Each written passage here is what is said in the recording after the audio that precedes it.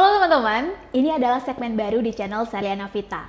Dan kita kasih nama segmen ini hashtag Jadi Gini. Nah, jadi gini teman-teman. Beberapa waktu terakhir ini, Sarli sering banget dapat DM Instagram, message di Facebook, dari email. Beberapa teman juga ngejapri lewat WA. Bahkan ada yang datang langsung ke Sarli untuk diskusi dan sharing tentang insecure. Mungkin sebagian teman-teman udah biasa ngedenger ini, mungkin sebagian lain ada yang belum biasa. Tapi banyak banget kawan-kawan Sarli yang nanya tentang, biasanya lo ngapain sih Ser kalau sedang ngerasa insecure? Dan jawabannya beragam banget. Ada yang ngerasa insecure karena alasan fisik, karena alasan background pendidikan, karena alasan ekonomis, strata sosial, karena alasan masa depan. Bahkan ada yang ngerasa insecure karena titik jerawat di wajahnya dan ngerasa nggak pede berada di lingkungan sosial. Teman-teman bayangin, hanya karena alasan fisik akhirnya mereka merasa tidak pede terhadap dirinya sendiri. Akhirnya Sarli dan tim berusaha untuk mencoba melakukan riset kecil-kecilan lewat sosial media, dan kita mencoba bertanya ke teman-teman lingkungan sekitar kita, sebetulnya anak muda itu kenapa merasa insecure dan bagaimana mereka memaknai insekuritas itu. Nah, selain melakukan riset ke beberapa teman terdekat, Sarli juga coba untuk melakukan riset lewat beberapa website, dan ternyata teman-teman ada 5 alasan utama kenapa anak muda biasanya merasa insecure. Pertama adalah alasan takut gagal atau penolakan dari lingkungan. Yang kedua adalah terlalu perfeksionis. Yang ketiga, kecemasan sosial atau berusaha untuk memenuhi standar sosial. Yang keempat adalah karena menjadi korban bullying. Dan yang kelima adalah karena selalu membandingkan diri dengan orang lain. Akhirnya Sarli sampai pada satu pertanyaan. Sebetulnya selama ini kita merasa insecure itu karena memang dari diri kita, atau merasa insecure karena standar sosial yang dibuat oleh orang lain. Kita merasa nggak pede terhadap diri kita karena internal, atau karena eksternal yang berusaha untuk menjudge kita. Teman-teman, kalau kita ngomongin insecure, kita tahu bahwa insecure itu berasal dari bahasa Inggris. Dan kalau kita ngeliat Oxford Dictionary, maka kita bisa nemuin sebetulnya insecure itu berasal dari secure, artinya aman, dan in artinya tidak. Jadi kalau kita gabungin, sebetulnya insecure itu adalah rasa tidak aman. Atau kalau di Oxford Dictionary disebut is not confident about yourself or your relationship with other people. Ada 2 kata kunci sebetulnya yang bisa kita garis bawahi. Pertama adalah yourself, yang kedua adalah other people. Ini tentang diri kita, penerimaan terhadap diri kita, dan other people, bagaimana orang-orang melihat kita. Jadi dengan kata lain, sebetulnya kita bisa bertanya, sebenarnya confident kita selama ini dibentuk oleh diri kita sendiri yang mendefinisikan PD-nya kita, atau jangan-jangan selama ini orang lain yang mengisi PD kita itu. Kita bisa ambil contohnya, misalnya standar cantik. Selama ini cantik versi kita itu adalah cantik dari kita, atau lingkungan kita yang mendefinisikan cantik itu. Atau mungkin standar kaya, selama ini kita ngerasa cukup terhadap diri sendiri itu berdasarkan kebutuhan kita, atau ketika orang-orang punya ekspektasi tertentu terhadap orang yang kaya atau sukses. Atau mungkin standar pintar, ketika misalnya orang-orang bicara IQ atau nilai rapot yang itu sebenarnya ditentukan oleh lingkungan, atau sebenarnya kita sendiri yang merasa paham terhadap sesuatu dan kita menganggap pemahaman kita cukup untuk kebutuhan kita dalam menjalani hidup. Dan sebetulnya ini nggak bisa dua-dua kita penuhi teman-teman, karena ketika kita memenuhi standar confident kita dengan diri kita sendiri, maka yang lain, orang-orang mau berkata apa, lingkungan punya standarnya masing-masing, hanya menjadi pembanding. Nah, ketika kita nggak punya standar confident kita seperti apa, otomatis kita bakal sering mendengar apa kata orang.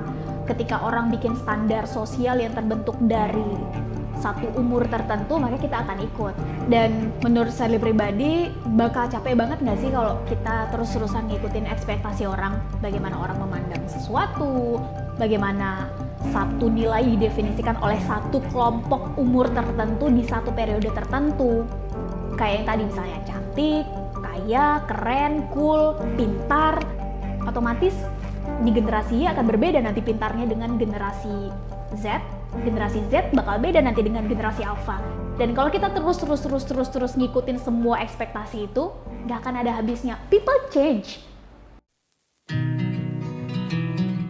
Nah, supaya kita nggak terus-terusan ikut arus dalam tema insekuritas ini teman-teman, Sherly dalam video ini pengen banget ngajak kita semua untuk melakukan dua hal.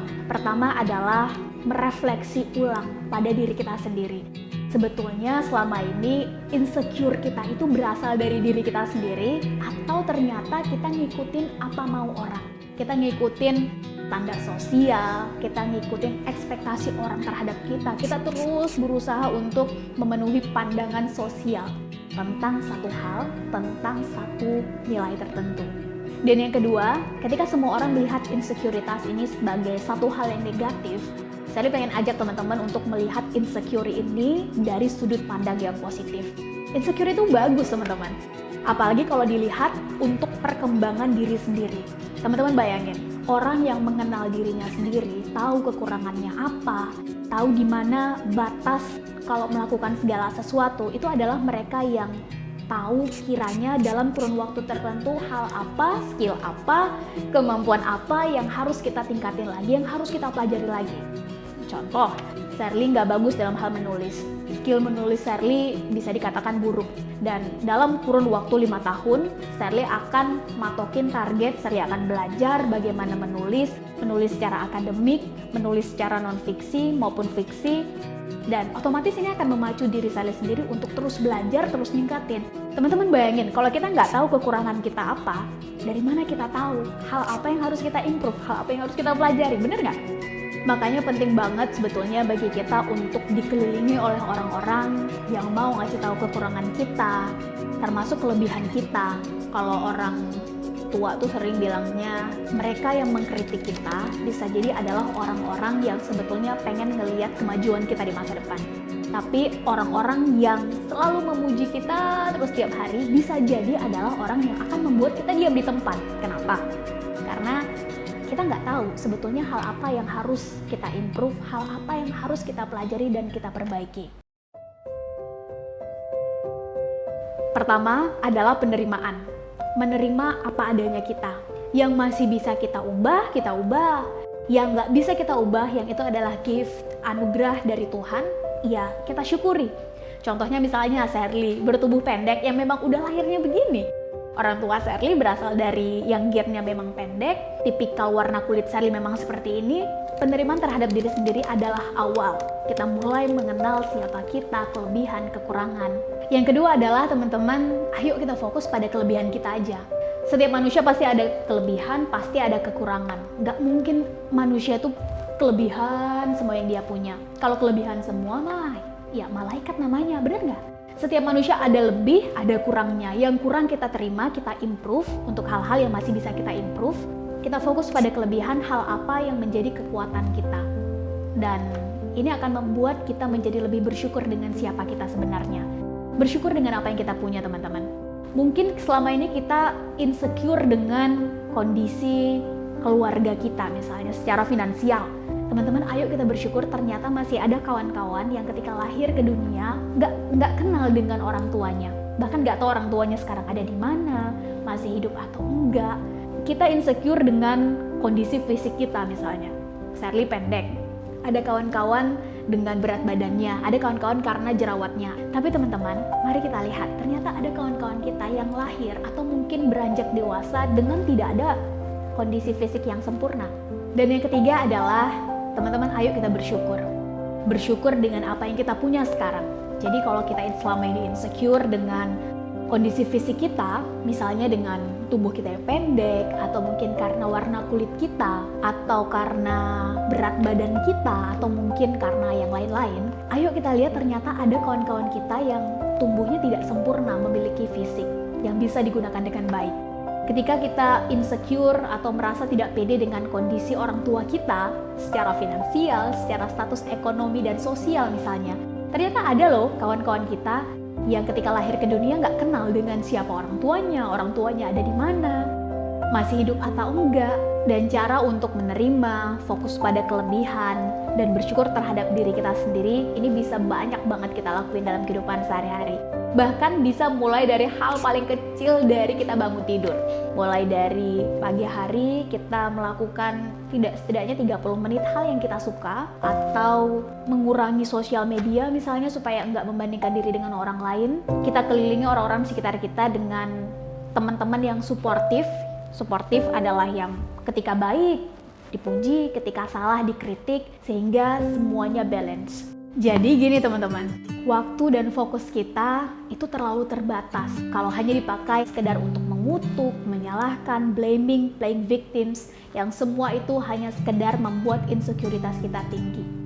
Lebih bagus kita habiskan masa muda kita untuk fokus pada kelebihan kita, bersyukur, memaksimalkan potensi diri, dan kita akan bisa melihat indahnya masa depan. No matter what happen, kita habiskan masa muda kita dengan terus bersyukur. Nah, itu dia tadi yang saya pikirin tentang insecure. Kalau menurut teman-teman ada hal yang bermanfaat, silahkan bagikan video ini.